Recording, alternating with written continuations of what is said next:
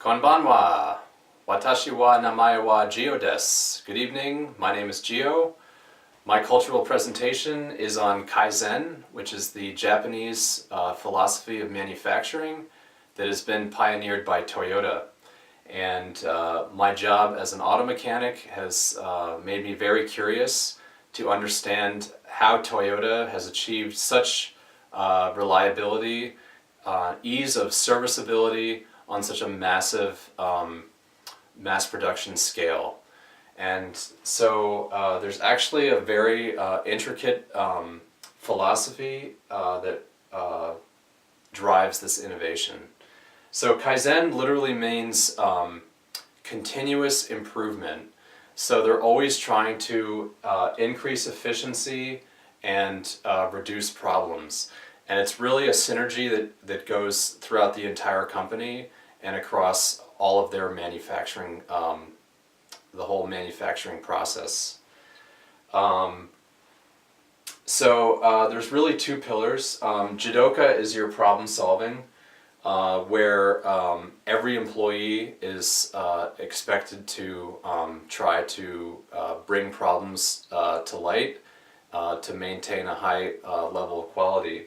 So this is called nemawashi, which when you have a problem, you want to go to the roots. It literally means to the roots, understand the problem and help the people, or receive the information from the people on the ground that are dealing with it. Genshi Genbutsu is the idea that the executives must go firsthand and see the problem. They can't just get the information secondhand. There was a quote by one of the Toyota founders that he wanted all the executives to have to wash their hands at least 3 times a day because they spent so much time on the factory floor. Very different from other manufacturing philosophies. And Kanban is your efficiency. So Kanban is literally means just in time. So it's this, when they would order supplies to build these cars, they would always want to order just in time, so they didn't have to have a lot of stock and they wouldn't have to put out a lot of capital ahead of time.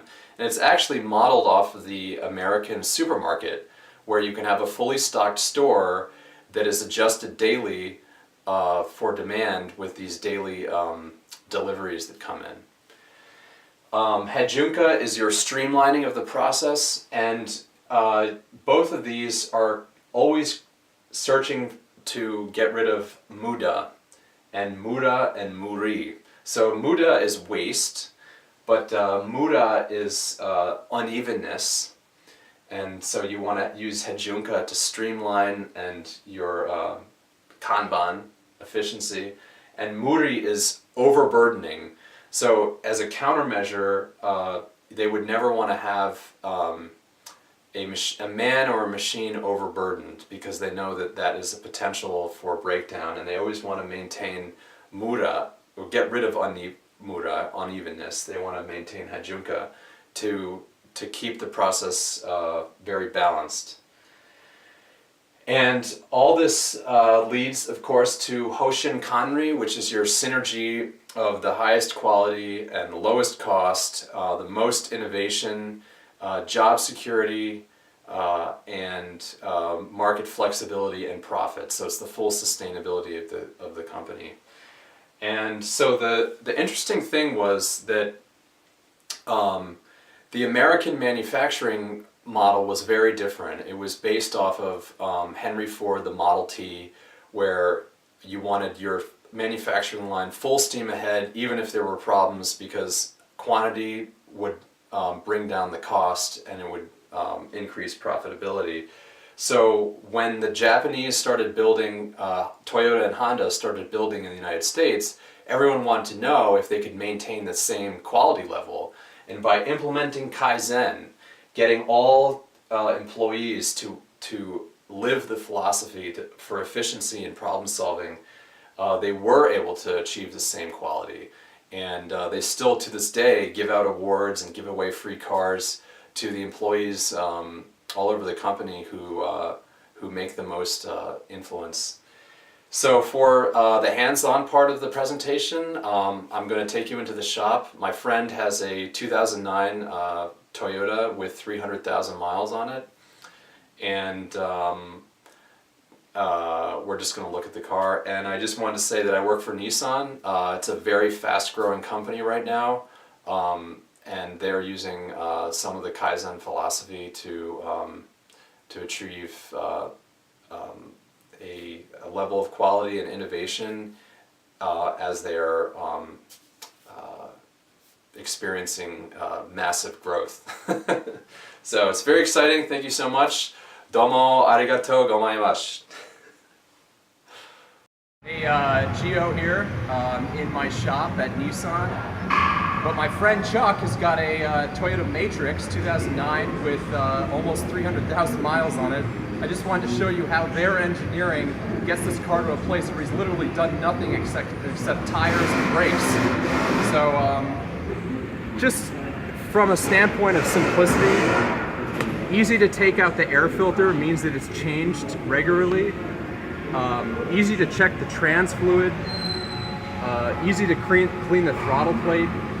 Underneath this cover are all the spark plugs. They're not hidden under an intake. They're just easily accessible, which again means that they would be easily replaced. Power steering fluid. Your belt on this side has easy access, and the alternator is placed on top. That's a common failure part. That's placed right on top, not hidden down or back there, somewhere where other parts could be damaged if that's replaced. If we lift the car up, we'll take a look at how the rest of the car is sort of shaped out and what it looks like after 300,000. Car's up in the air. I haven't even looked at this. Chuck said, I got a little seepage. It's exactly right, 300,000. I'm not concerned, and I would not even address these problems. But yeah, transmission pan is right here if you ever want to do a trans service. It's easy, drain plug. Axles are accessible. Oil filter. Drain plug for the oil filter. It's all about simplicity of design, and that translates into reliability. O2 sensor right here, not hidden up somewhere up in there. Coming back to the rear of the car, they use springs on their muffler, so if there's any flex in the muffler system, it won't break. Your evap system is right here. Very accessible to all it's not hidden up on top of the gas tank or underneath somewhere where we would have to remove stuff to bring it down. The simplicity of design, the accessibility, the serviceability, it all translates into lower cost, which keeps the car on the road, because when it needs to get fixed, it can be fixed easily, but it also promotes maintenance that prolongs the life. That's how a car like this, even though literally hasn't done much to it, is still ticking at 300,000.